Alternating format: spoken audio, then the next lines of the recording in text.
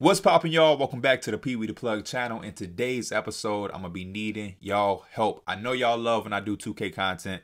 I love creating 2K content for you guys. I will say my last series, the Portland Trailblazers series, it was a fun one. It was good, and I know it kind of stopped out of nowhere.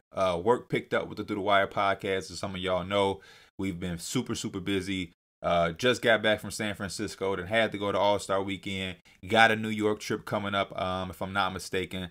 And in between all of that work, creating other content on this channel with the NBA being so chaotic this year, we kind of got lost in the shuffle. I am going to find some time to give y'all some closure in that series. If I'm not mistaken, the last episode was in the playoffs, so I'm going to try to finish that up sometime soon, just so we can have some type of closure, like I said. But I want to start a new series. That one feels outdated because, like I said, a lot has happened in the real NBA season that transpired into 2K. James Harden is on the 76ers. Ben Simmons is on the Brooklyn Nets. CJ McCollum isn't on the Trailblazers anymore. There's a lot that has happened. So I want to do something more up to date, something more new, something more current.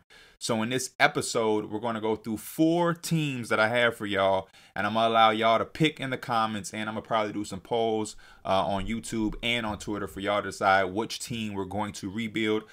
Before we dive into those teams, though, I just want to remind y'all, if you are new and you enjoy this type of content, make sure you hit that subscribe button.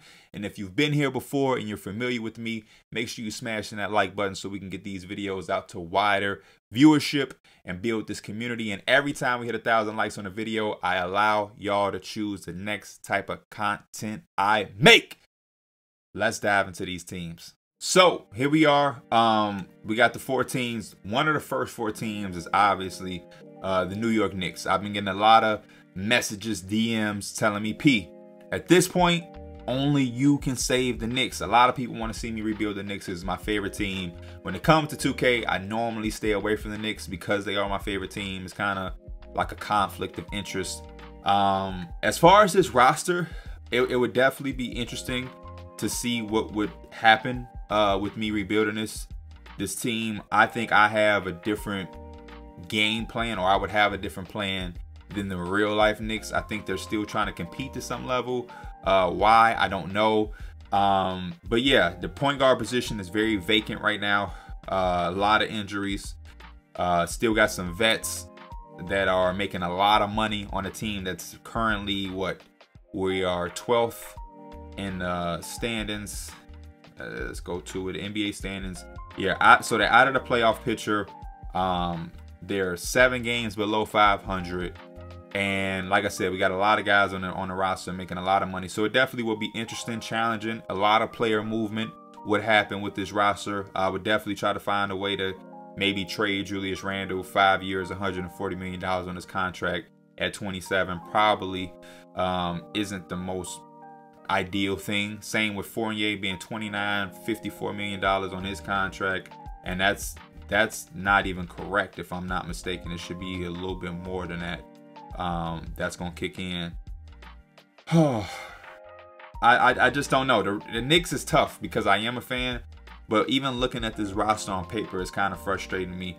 RJ Barrett, who they say is day to day, I do like some parts of this. I like RJ Barrett, obviously. I like Cam Reddish. With me, he would probably play 5 times more minutes that he's playing in real life. I do like Quentin Grimes, Alec Burks. There are some things that we could work with this roster. It's just about trying to lose as much as possible towards the second half of the season to get the best draft pick as possible and seeing where we land. I mean, that would pretty much be the game plan for me as far as the Knicks, and letting the young guys play. And that would be the tough part, because a lot of these guys would get frustrated because I would probably give a lot of their minutes to the younger guys. Like Evan Fournier, a guy that should be playing 30+ minutes a game, probably won't be seeing that type of action. I would probably try to dice his minutes up to Quentin Grimes and a Cam Reddish, continuing to let RJ play 30-35 minutes a game. Obi Toppin would have to get more minutes from Julius Randle, and then letting Mitchell Robinson, even Jericho Sims, get some of those minutes that Nerlens Noel and maybe Taj Gibson are used to playing. And doing that, I mean, Derrick Rose and Kemba look like they're kind of practically out for the season. So the point guard minutes will go to Emmanuel quickly, try to let him develop as a guard. Roll my young guys. We'll probably lose a lot of games, get the highest pick that we can get when it comes to draft lottery, and build with this young core and just be fast, exciting, and defensive. That would be truly my game plan. And when the offseason comes, trying to shed as much of these contracts as I can. Like I said, Julius Randle, Evan Fournier, these are guys I'm making $17+ million per year. We got Alec Burks. I would not necessarily want to get rid of like a Derrick Rose. I like his veteran presence, but again, a Kemba Walker 2-year deal. And everybody else I think is cool, but just trying to get rid of those long-term big money contracts to open up some flexibility. Maybe eat a bad contract to get a couple more picks, stuff like that. But definitely go towards the younger part of the Knicks team and rebuild that way, because this team is just not as good as everybody thought. Team number 2, another team that's struggling even worse than the Knicks, the Houston Rockets. This team has some gems. I will say I do like Kevin Porter Jr., obviously, a very exciting guard. Jalen Green as well, another exciting rookie. You know, you got Şengün, you got Jae'Sean Tate, who I love, is a gritty, you know, player, PJ Tucker-ish, you know, so to speak. Kmart Jr., I really like him. Kmart Jr., he's a really good player. Daishawn Nix is an intriguing guard. You even have my boy Josh Christopher, Usman Gra. They have young talent. The thing about them is trying to mesh the young talent, finding something to do with John Wall, figuring out what you want to do with Christian Wood, and then the Eric Gordon. Eric Gordon still got 2 years on his deal. Got to move that contract to a team that's somewhat in the playoffs, whether it's the Timberwolves, Lakers, something like that. And then just trying to carve out roles and minutes for all of these young guys to truly find their place. You know what I mean? Right now, John Wall ain't playing. Obviously, we know that. But you got Schroeder, Kevin Porter Jr. I personally feel like Kevin Porter Jr. should have been playing a lot more in a 6-man role and putting a traditional point guard like Schroeder or John Wall out on the floor with a Jalen Green would have probably helped his development early on this year. He's been playing a little bit more better in real life, more efficient, but I feel like he could have had much better success if he was out there with a more natural point guard. Obviously, they got Dennis Schroeder at the trade deadline, but John Wall has been here for the entire year and hasn't played a game. Josh Christopher gives me Marcus Smart type vibes. Defensively, he's problematic, disruptive, and he's hitting open shots, athletic. I like him a lot. Would want to build my team around this young core of Porter Jr., Jalen Green, Josh Christopher, Jae'Sean Tate, Kmart Jr., Garaba, and then Şengün. And then everybody else, we're just trying to figure it out. Are we keeping Christian Wood? Does he fit? Is there a way to make him expendable? Because he have a 1-year contract after this, give back more pieces, things like that. What do we do with John Wall? And then trying to get the highest pick, obviously. A top 3 pick with them would also create a lot of different questions or answers to the questions. Like hypothetically, if you get the first, second overall pick and Chet Holmgren is now on this team, we're probably going to move Christian Wood. There will probably be no need for him. But if we fall out of the top 3 and now we're looking at like a Jaden Ivey, that makes things interesting. What happens with Kevin Porter Jr. if we bring in Jaden Ivey? You know what I mean? Is Jaden Ivey a point guard? It's just a lot of things that can happen with the Rockets. They're a little bit more dysfunctional than the Knicks, I would say, because it's just so much stuff everywhere.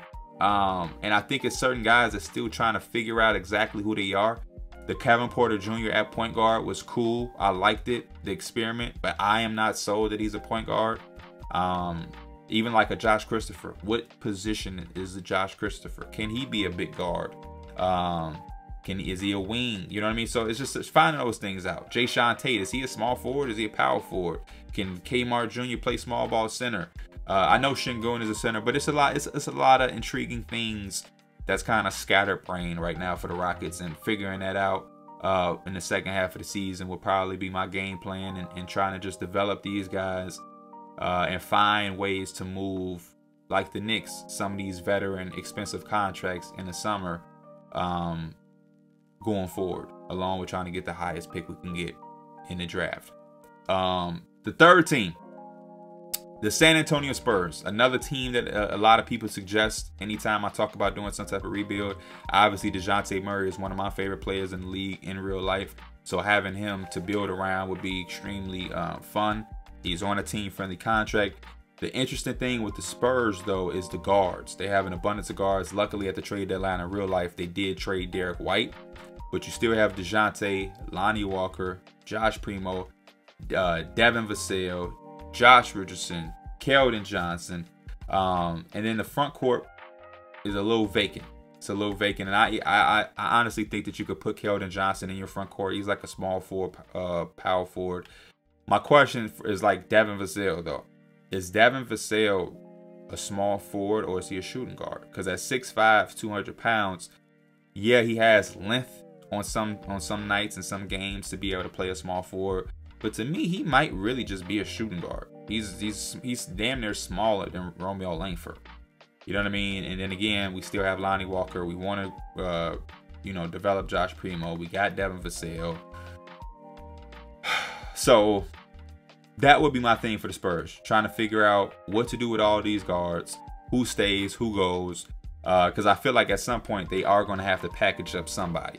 Derek White was a good start of getting rid of some of the surplus of guards.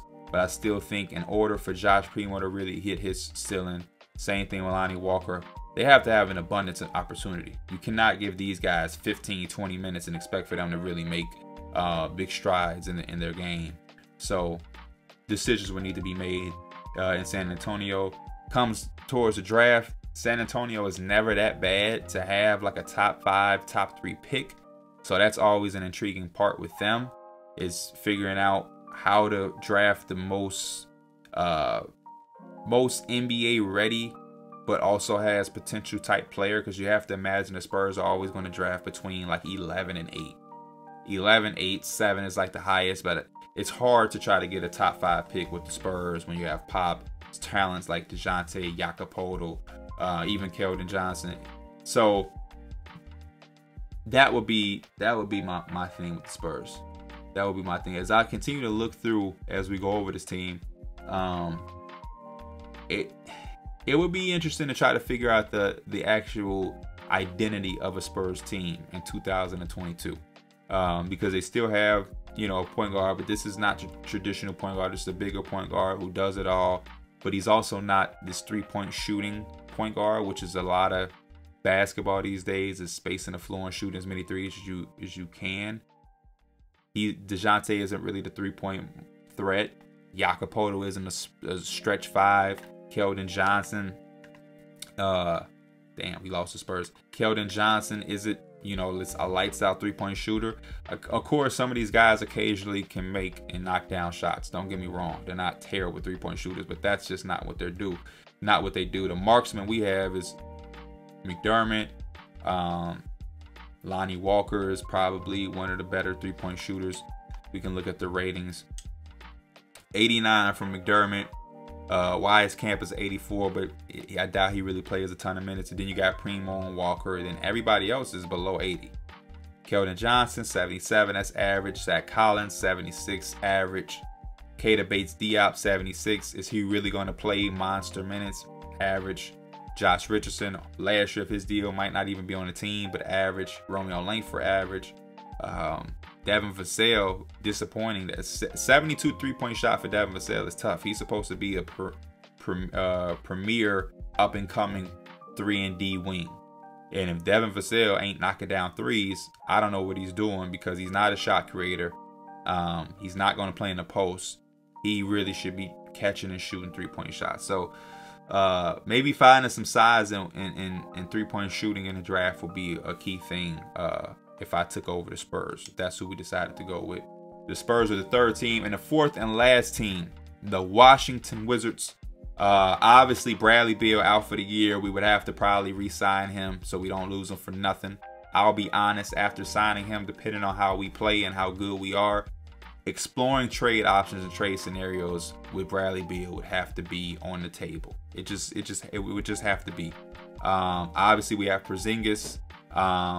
you know, that allows us to play a few different type of ways of basketball. Him playing at 4, 5, stretching the floor. I like Kuzma. I like Hachimura.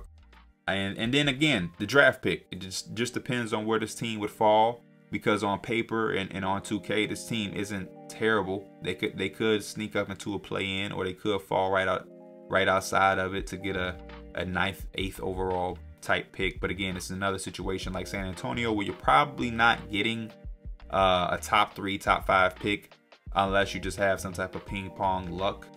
But overall, despite not having the guard play, Tomas Satoransky should and will be on this roster, seeing that they just signed him. And shout out to my dog Brian Guzman. Me and Brian been working on the rosters. He's been doing his thing.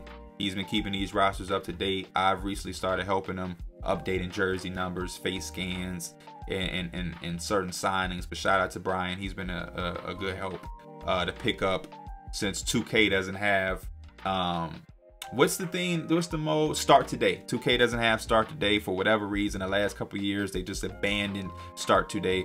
So Brian has kept an updated day-by-day scenario for my NBA that I've been able to use. That's basically a start today. So shout out to Brian. But they don't have the guards. The point guard play is not here since they traded Dinwiddie. Tomas Satoransky isn't going to be enough. None of these guards are going to be anything dynamic. So if we were drafting and we had them, the guard play would probably be the top priority. But outside of that, you have an established all-star in Bradley Beal, a young sniper in Corey Kispert, Caldwell Pope, 3-and-D, last year of his deal. Denny Avila, very, very good all-around player, but specifically the defensive end, he's been doing his thing. You got scoring with Porzingis, Kuzma, Rui Hachimura. I even like Isaiah Todd as a young prospect. You have Thomas Bryant, Daniel Gafford. There's a lot of options and a lot of different ways to play basketball with this Wizards team. It would just be about figuring out who stays, who goes, and what identity do you want to go with this team. And the draft pick for them would probably be the most critical out of all of the 4 teams, because that guard position is lacking so much. But yeah, those are the 4 teams. Just a quick overview, nothing long, don't want to drag this out. That's my game plan, or my type of mentality I would have if I pick those teams. To try to give y'all a little description of what we'll be doing. Y'all vote. Do not just vote Knicks because I'm a Knicks fan. Try to think about what team gives us the most options, what teams gives us the most fun. You know what I mean? I want to do something that's going to have some sustainability, something that's going to be enjoyable for y'all to watch, enjoyable for me to play. I think these 4 teams are some of the best options. I would have did Sacramento, but my boy Schneid at Sim Gaming Network is doing them. Make sure you check him out on his YouTube anytime you get a chance. He's been streaming. But yeah, let me know in the comments. I will be throwing a poll up on YouTube and on Twitter. So if you follow me on Twitter, make sure you participate in that. And if you don't follow me on Twitter, make sure you follow me at PWThePlug. Until next time, though, I will see y'all at episode 1 or whichever team we decide to rebuild. Appreciate y'all. Much love. I'm out. Peace.